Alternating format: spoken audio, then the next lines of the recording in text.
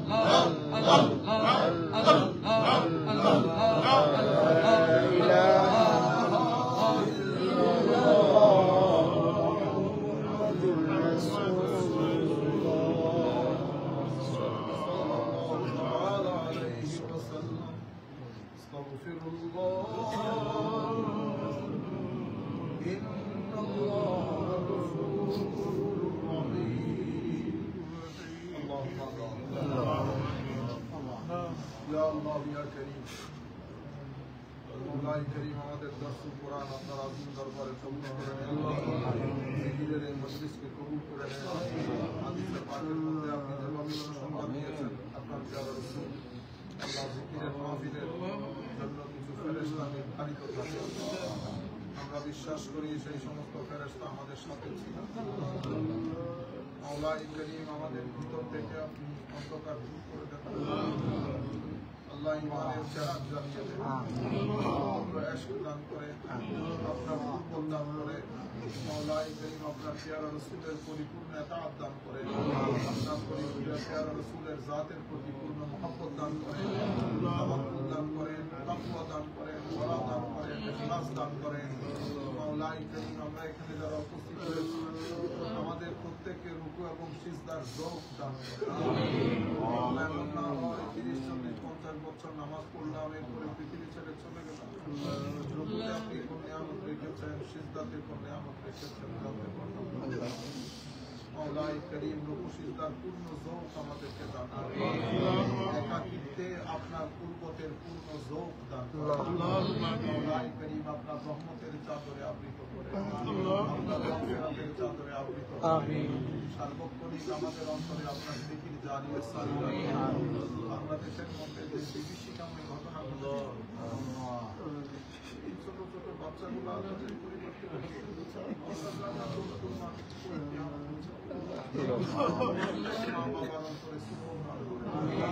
প্রত্যেক মা বাবার অন্তরে আমাদের নানা বাচ্চাগুলোর খবরকে জান্নাতের বাগানে অভিশপ্ত সময়, অভিশপ্ত রাষ্ট্র মাওলা আমাদের উপরে যারা আছেন মাওলা, আমাদের গুনার কারণে তারা আমাদের উপরে বসে আছে। আপনি আমাদেরকে সবার তৌফিক দান করেন। ভালো মানুষ এই সমস্ত আল্লাহ মানুষগুলোকে পরিবর্তন করে দেন। মওলাই করিম ইসলামের বদনাম, মুসলমানদের বদনাম। ইয়া আল্লাহ আমরা বড় নাফরমান গুনাহগার। মওলাই করিম তবু আপনাকে ডাকি, আপনাকে মহব্বত করি, আপনাকে সিজদা করি। আল্লাহ আমাদেরকে জোরে ছেড়ে দিয়ে আমাদেরকে বঞ্চিতদের কাতারে শামিল করে দিয়ে মওলাই করিম আমাদেরকে কাছে টেনে নেন, আমাদেরকে মহব্বত দান করেন। আমাদের ঘরে যারা অসুস্থ শিফা দান করেন, যারা বিভিন্ন সমস্যায় জর্জরিত প্রত্যেকের সমস্যার সমাধান করেন, আল্লাহকে শান্তির গাওয়ারা হিসাবে কবুল করেন। মওলাই করিম আমার এক কাকা উনি কোরআনে পাকের খতম করেছেন। আল্লাহ দোয়া চেয়েছেন ওনার মেয়ের জন্য, পরিবারের জন্য। ওনার অন্তরের যাবতীয় নেক মাকাসিদ পূর্ণ করে দেন, সমস্ত সমস্যা দূর করে দেন। ওনার পরিবারের উপর আল্লাহ আপনি শান্তি বর্ষণ করেন, রহমত বর্ষণ করেন। আমাদের সবাইকে আল্লাহ মওলাই করিম আপনার রেজামন্দি মতে চলার তৌফিক দান করেন, ইস্তেকামতের সাথে এই রাস্তায় থাকার তৌফিক দান করেন। মৃত্যুর সময় আপনার রেজামন্দি নিয়ে হাসি মুখে আপনার প্যারা রাসূলের দিদারের সাথে যাওয়ার সাল্লাল্লাহু তাআলা আলা খায়রি খালকিহি মুহাম্মাদিন ওয়া আলা আলিহি ওয়া আসহাবিহি আজমাইন। اللهم اجعل آخر كلامنا من الدنيا عند سكرة الموت شهادة لا إله إلا الله